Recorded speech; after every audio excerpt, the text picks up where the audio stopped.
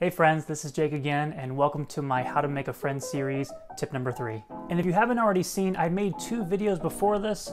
Hopefully they can be helpful for you. They are located in my playlist that says social relationships. All right, and today's tip in How to Make a Friend is use your skills.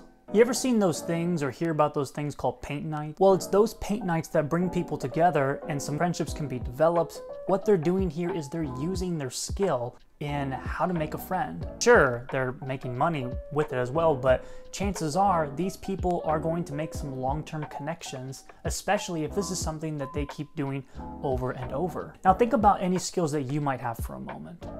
Really, write them out.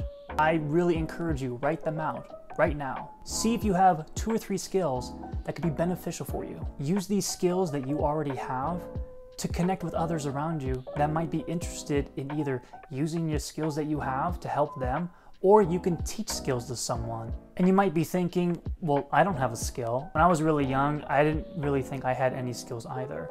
And then I saw an interest, which was soccer, and I had 0 skill in soccer. I remember that I had signed up for an organization, and I don't think they required any skills because I signed up and all I had to do was show up. So I showed up, I stunk, but I kept going to these practices, and eventually I grew an interest into the sport, which made me want to practice it more, and eventually I was able to make some sort of a short career out of it. It was really helpful, but I loved it, and I developed so many good friendships in the long term.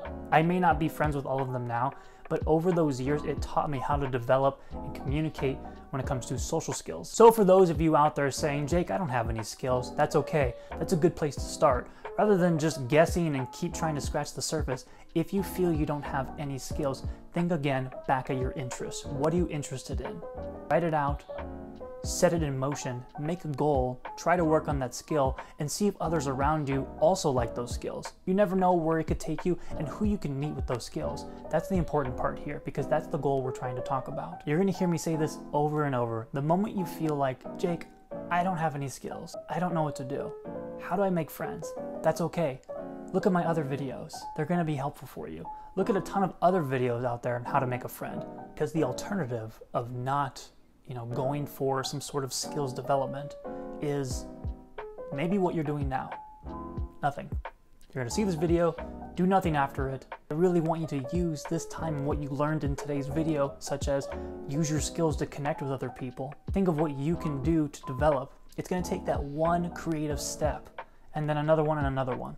You can do it. So that's tip number 3 in how to develop friendships, is to use the skills that you have. Think about the paint night, think about my soccer story, think about skills that you may or may not have right now that you might be interested in developing. And as always, take care.